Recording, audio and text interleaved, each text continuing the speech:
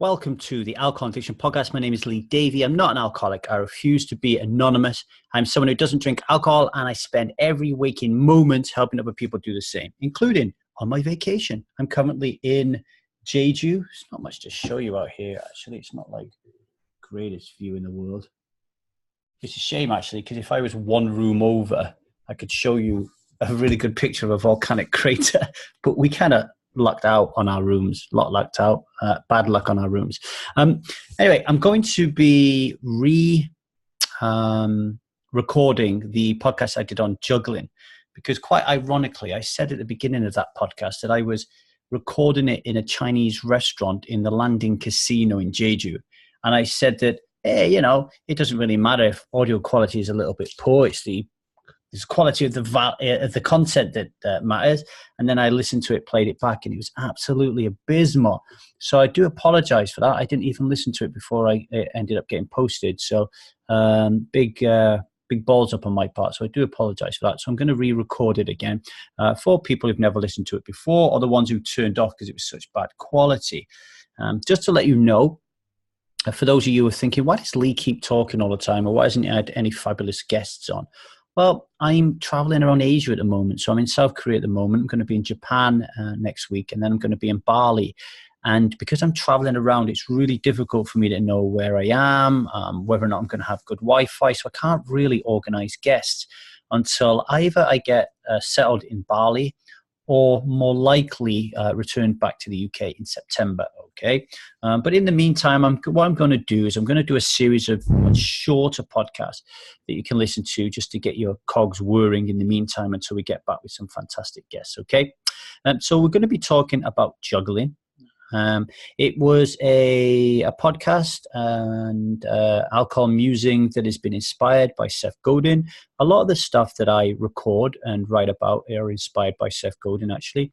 If you don't know who Seth is a branding and marketing expert who believes in many things, but more for me, he believes in the long game, right? He believes in really knowing and understanding and loving your community and providing them with as much value as you can to, really make a success of a long-term movement or a long-term kind of like business or whatever you want to call it, right? So I really, really like what Seth does. And he has some really short and succinct blog posts. He has a wonderful podcast called Akimbo. So you should sign up to his blog posts at Seth Godin. Just Google him, you'll find him, and the same with his podcast, all right? Because although his podcast and his blog posts are about branding and marketing, they're also about life as well. And I find a lot of parallels with alcohol. So with juggling, what Seth was saying was, well, before I go to Seth, let me ask you a question. If I was to say to you, look, you've got a week to learn how to juggle, how would you go about doing it? Okay. Well, let me answer that question for you, because I've been actually practicing juggling for my daughter. I know in my head what a juggler looks like when they juggle. Okay. So I know when a juggler gets two balls, he throws them up in the air. One ball in one hand, one ball in the other, and he catches them in the other hand, right? So because I know that, and I've got a pre-painted picture of what a juggler does, I don't ask anybody how to juggle. I just juggle, right? So that means I just get the balls and I throw them up in the air and I try to catch them. And I do a good job with two balls, but if I stick a third ball in there, I haven't really got much of a clue about how to do it. I just end up throwing the balls around and they're falling on the floor left, right, and center. Or I might go onto YouTube and Google how do you juggle three balls, and then I might get a better, more structured way of learning how to juggle. So Seth Godin teaches you how to juggle in his podcast on Akimbo called Juggling. What he says is really interesting. He says that all good jugglers don't learn to juggle. First of all, they learn to throw. So what Seth says is you get a ball in the hand and you throw it up in the air and you just let it hit the deck. You throw it up, you let it hit the deck. You throw it up, you let it hit the deck. Then you add two balls in. You throw them, one ball, throw two balls. You just let them hit the deck. And what Seth is saying is the reason that people don't learn to juggle in that way is it's kind of a status thing, okay? It's because if we're throwing the ball up in the air and just letting it fall, it feels to us like we're decreasing our status, all right? It's like we've become less worthy on this planet because we don't know how to throw a ball up and catch it. So our kind of like intuitive sense here when learning to juggle is to actually throw the ball up and catch it. But that intuitiveness, that kind of like that need to not drop our status actually means that we're going to take longer to learn how to juggle. Because what Seth is saying is you should learn to throw first. And once you've got the throw down pat, then you should learn to catch. Once you've learned to catch, then you put them both together and you learn to throw the ball up in the air and catch it at the same time, all right? So what Seth is basically saying is people who learn to juggle invariably don't learn it the right way. They're not using their smartest, they're not using the smartest way to learn to juggle, which is really important because let's say we've only got a finite time on this planet, which we have. If you want to learn to do something and do something effectively, doesn't it make sense that to learn it the quickest way and the most efficient way possible is the best way to do it, right? Because if you can learn to juggle a lot quicker than Fred can, for example, then you're going to spend more time enjoying juggling than Fred is, okay? So I thought that was a really interesting point, what he said there. And I'll wrap it round to alcohol in a minute. Well, I'm going to give you another example, okay? When I was about 14 years of age, I entered the Welsh football skills competition, okay? And they tested us on heading ability, dribbling, scoring, shooting, tackling, all kinds of different parts of the game of football, or soccer if you're from the United States, right? And I got through to the final. And the final was somewhere far away from where I lived. The only person who could take me was my dad. My dad was the type of guy who never got interested in anything that I did, and to like take me to the finals of the Welsh skills championship is nothing but a pain in the arse to him. And he didn't even watch me while we were at the finals. All he was doing was outside having a cigarette all the time. But when we got to the finals, I realized at the last minute that it wasn't the same format as the qualifying rounds. The finals was just all about keepy-uppy. And if you don't know what keepy-uppy is you get a football and your job is to keep the ball up in the air as long as you can without it touching the floor by just kicking it up in the air, right? But people who are really, really good at keepy-uppy, and there's professionals at keepy-uppies you'll see on YouTube are just fantastic. They can keep the ball up in the air by headering it, using their shoulders, catching it on the back of their shoulders and flipping it up, outside of the foot, inside of the foot, the knee, the bum, you name it. These people are fantastic. So the rules for this keepy-uppy final was you had like 15 different body parts that you had to try to touch the ball with, and then multiply the number of body parts you actually did touch the ball with by the longest period of time you kept the ball up in the air, right? So we had 3 rounds, I think it was, 3 or 4 rounds. And so going back to what Seth Godin said about status, the way to do keepy-uppy in the finals of the Welsh skills competition with everybody watching, there was quite a lot of people watching, is you can't just kick the ball up in the air on your 2 feet. Obviously, you're going to score low, but you're going to look like a bit of an idiot. You've got to try at least to touch all these body parts. But it was a nightmare because every time you kicked the ball up and I didn't know what I was doing, I would lose control of it. Therefore, I would lose time. I'd be running after the ball in this arena we was at, and it was a nightmare. And going into last round, I was last and I was crying my eyes out, right? And I went up to my dad, and my dad, he didn't want to lose status as well. He didn't want to see his son crying. So he pulls me to one side by my ear and says, "Pull yourself together. What's the matter with you?" And I said, "I don't know how to do this fucking stupid keepy-uppy. It's driving me nuts." He said, "Explain the rules." So I explained the rules to him.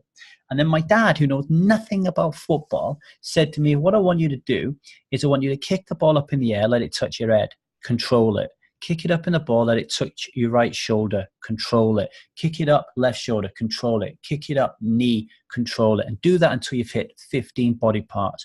Then kick the ball up with your right foot, which is what I was good at, and then just keep the ball up in the air with your right foot for as long as you can. That's the best way to score." I said, "Are you crazy? I can't do that. That's cheating." He said, "Why is it cheating? The rules say that you've got to touch 15 parts of your body with the ball and keep it up as long as you can and multiply one by the other. It doesn't say how you do it. They are the rules, right?" And I couldn't get past it. I was like, "Dad, I can't do it." And it was a status thing again. I was thinking to myself, if I kick the ball and it goes all over the place, if I like control it and then just touch my head, I'm not doing what they want me to do, and I'm going to look like an idiot. And he said, "Well, do you want to win this thing or not?" And I said, well, yeah, I want to win it. And he said, well, do as I'm telling you. So I went out there in the middle of the arena and I did exactly what I told him. And I was focusing on the football, so I don't know what everybody in the crowd was like, but I imagine they were looking at me thinking, what is this bellend doing? He's like, what is he doing? But I did it. And I won. I won this huge, big trophy. And they were so embarrassed giving me this trophy. I had this big smile on my face. My dad didn't give a shit. He didn't even see me lift the trophy. He was outside having a cigarette, right?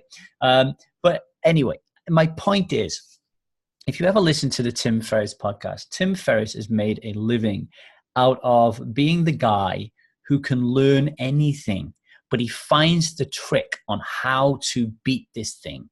Okay, so he becomes a Taekwondo master or whatever by learning how to win the game, not necessarily learn the art of Taekwondo, right? And he doesn't care about status. He cares about winning, finding that loophole that he can exploit so he can learn it better, right? He's the same with languages. He learns little loopholes about how he can learn, speak a different language more effectively, more quickly. And in the case of juggling, Seth Godin is showing you how to juggle quicker, more effectively. He's showing you the loophole. Okay, my dad showed me the loophole about how to score the greatest points and keep it uppy. Okay, but all of these loopholes, in one sense, in the short term, they decrease your status, but in the long term, they increase your status because you become a champion, you become a better juggler, you become a better keepy uppy person, whatever, right? But it's all about losing status. Okay, and this wraps me up into alcohol. When you join Strive or the Truth About Alcohol and you want to be someone who doesn't drink alcohol, okay, as the juggler who knows what it's like to juggle, because we've seen it before, therefore ergo we believe we know how to learn how to juggle. I imagine when you come here wanting to be someone who doesn't drink alcohol, you believe you know how to be someone who doesn't drink alcohol, right? And I would imagine, take a stab in the dark, that one of the things you think you have to do, which is quite a priority up there, is not drink alcohol. And whilst not drinking alcohol is an absolutely important part of being someone who does drink alcohol, really super important part, I'm going to tell you and give you a little loophole here about how you can actually increase your likelihood that you will become somebody who doesn't drink alcohol tenfold, okay? And it has nothing to do with stopping drinking alcohol, okay? The loophole that I want to tell you about is checking in on Strive, becoming a member of the Strive movement, okay? And checking in on a daily basis.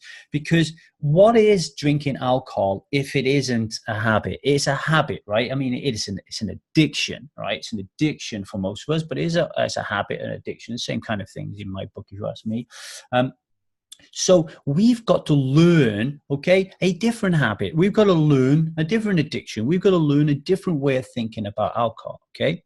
One way to strengthen this habit muscle, if you like, in the good sense, is Strive.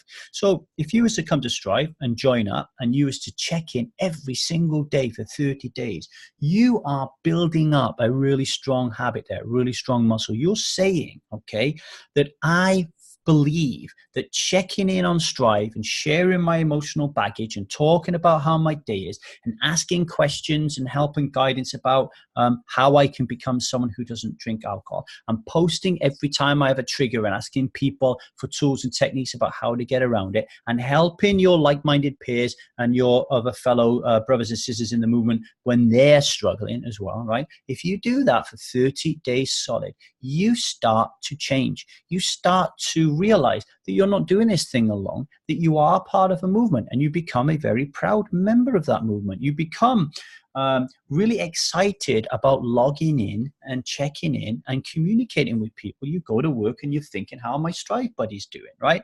And as you're building up this muscle and you're checking in every day on Strive and you're helping people, you will start to grow in confidence. You'll start to realize that everybody is fucked up with this thing. It's not just you. And you will get more confident. And the most important thing of all here, okay, if you do check in for 30 days straight, if you do end up drinking alcohol, right, for whatever reason, okay, if you've checked in on Strive for 30 days straight, the likelihood of you continuing to check in, even though you've had a drink, magnifies 100 times. Okay. Why is that important? Because if you do have a drink, shame and guilt kick in, right? Really, really quickly. And then you leave Strive. And you leave Strive at the most important time when you need it, okay? Because in that moment when you've had a drink, is a lot of gold there. Why did we drink? It's all fresh in our mind. Why did we drink? What was the trigger? What dragged me there? But that interrogation, you need to get over that shame and vulnerability to ask your fellow Strive members to help you. But people don't do it if they haven't built that muscle of continually checking in all the time. What they do is the shame and vulnerability overcomes them and they leave. And they might come back a couple of weeks later and say, oh, you know, I fucked up, blah, blah, blah, blah, blah. But then they leave again because they haven't built that muscle, okay? And it's all about status, right? You have got to say to yourself, I am going to increase my status by joining the Strive movement and continually checking in on a regular basis. When I drink alcohol, I'll have a real serious trigger and drink alcohol. I am going to increase my status by continually sharing my information, my trigger, why I slipped up, etc., etc. Do not think I am not joining a sobriety movement because that is going to decrease my status. Do not think I am not going to post in triggers because sharing my shame and guilt is going to decrease my status. It won't. It will increase your status. This is super, super important, okay? So there's the loophole. Just like in juggling, just like my football skills competition, if you were to say to me, Lee, give me one piece of advice on how I can become someone who doesn't drink alcohol, I would say join the Strive movement, okay? Everybody who is on the Strive movement, who has been there, I don't know, I think we call it like a level 4 member or something, right? Every single one of them, they are people who don't drink alcohol. It shows that it works if you're willing to put the time in, the effort, and make this your number one priority, okay? So there you are, juggling. It's all about finding the loophole in how to get where you want, but get there very quickly. If you get any questions whatsoever on this, do let me know. A couple of other things to say before I leave.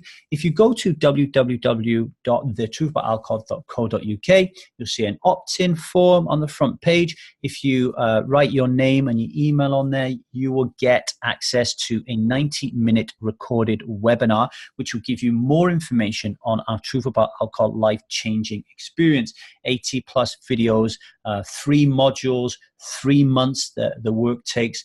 You'll be working in a group of 5 people. You'll be guided by a Truth About Alcohol moderator who has been where you are and has taken the life-changing experience, and the feedback and the numbers are fantastic. Okay.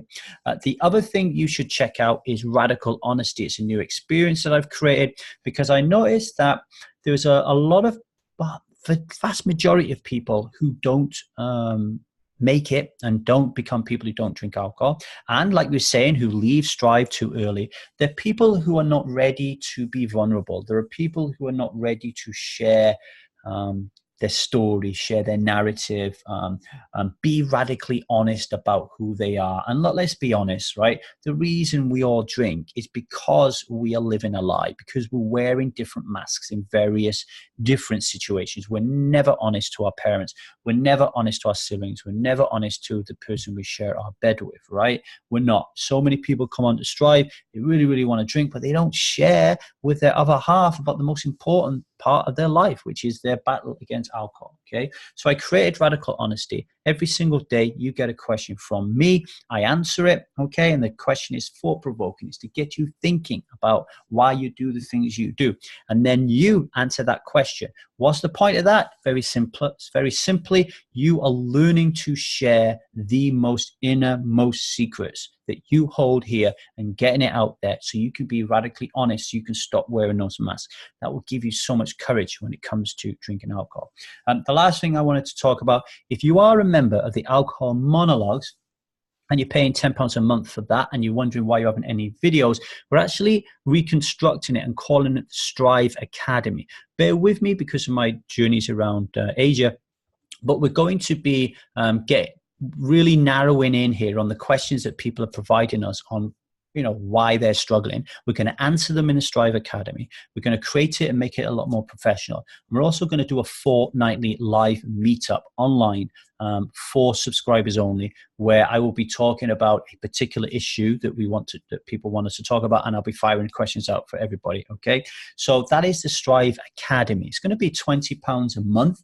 If you're an Alcohol Monologues member and you're paying £10 a month at the moment, that price is locked in for life. Okay, if you want to join the Alcohol Monologues now for £10 a month, then you'll be getting it 50% discount for eternity. All right, so there you are. We've got Radical Honesty. We've got the webinar for the Truth About Alcohol Life-Changing Experience. If you don't want to watch a webinar, just send me an email and say, Lee, I want to take the experience. That's up there as well.